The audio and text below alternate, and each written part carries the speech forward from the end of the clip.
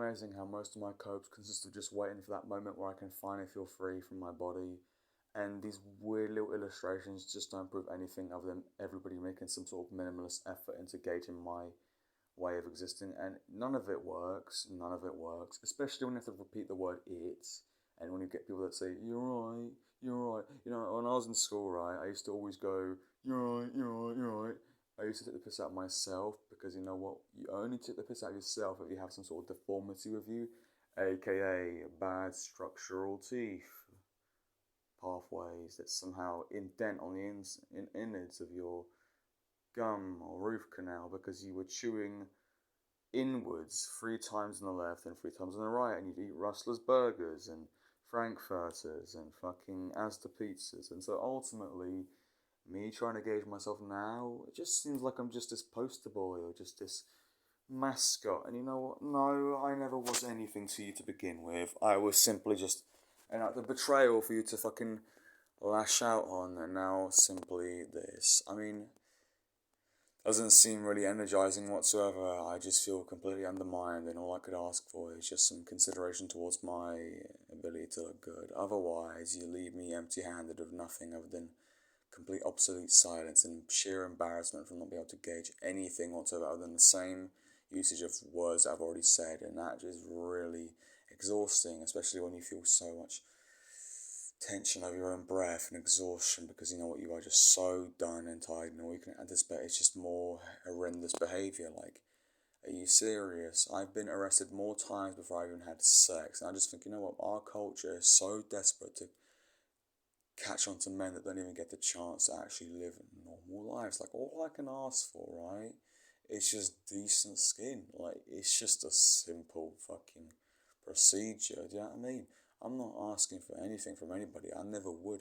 I would come as far as to say, you know what, I'd rather live in a fucking cottage than being in anyone else's existence, because you know most people who have like the privileges of looking nice, they have their egos just as high as mine could possibly be right now. And so my ego only comes down to the fact, you know what, you're just gonna place me in some hotel, like literally, and that as if that was a fake yawn just to deceive you all. Ha ha, you've all been fooled under my supervision. I'm trying to abstain myself completely from this unnecessary surrounding, and ultimately every barrier that is to be met in existing in this current crisis that I live in every single day. And so they replace my wonderful, lovely red dress and the first mannequin you do when you walk past that certain jewelry shop.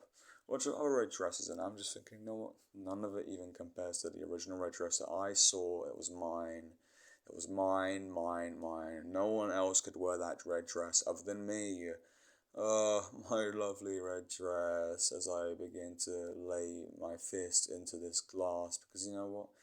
There's nothing more sad than when your parents do not understand. You know what? Me as a man, even if I'm a man, it'd be nice to have my realm, you know, my realm. Like most men that grow up, their pops will tell them, you know what, son, once you meet a woman, let's not do the whole cliche thing, because you know what, for the boys that end up growing up in life with such, either they were too emotional and they really were scared, because you know what, nobody wants to be seen as a bad guy in life. But the ironic thing is, now that we have all these Sigma memes and Patrick Bateman, none of it makes any sense. It's like you're trying to combat all these horrible things that happen in this timeline of existence, like all these shootings, all these like assaults, and ultimately, does any of it make any sense, or is it some sort of like poor aesthetic choice that, you know, we have to establish as a sort of harnessing this essence of like what's left of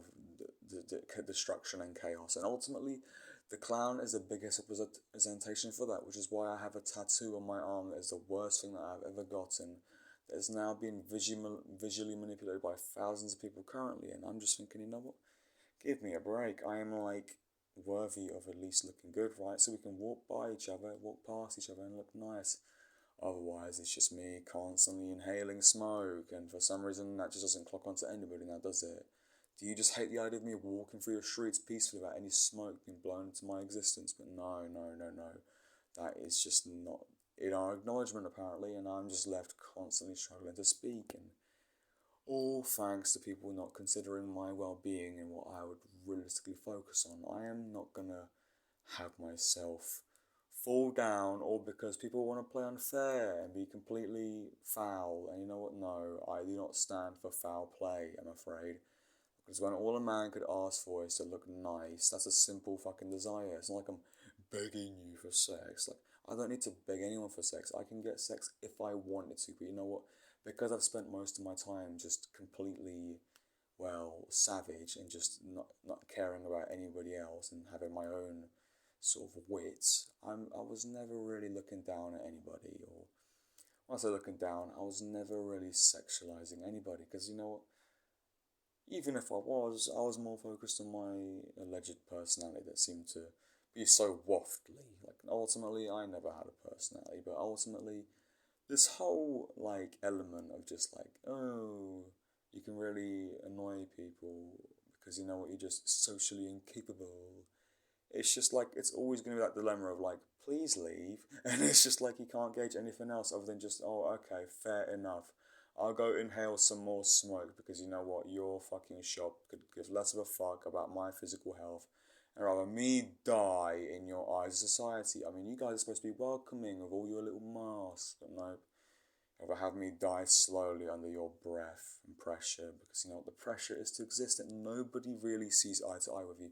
You could know someone from your old school or college, you know, they won't even come in contact with you because you know what, they'd rather stick by a script, and that's great. Keep it up. Otherwise, you're wasting your time with somebody who's clearly so down and empty. They've been like this for at least like 6 years, and all you can do is just, well, play along. And well, I used to be an actor, so you kind of, if you actually know how to act, and I'm supposed to be like an actor who got good grades, I'd say that I can't even comprehend anyone else's well-being right now because ultimately everything's just to get at me because nobody seems to be aware of my physical health and how my lungs seem to be falling apart each and every day. All because people just don't care about my lungs, clearly.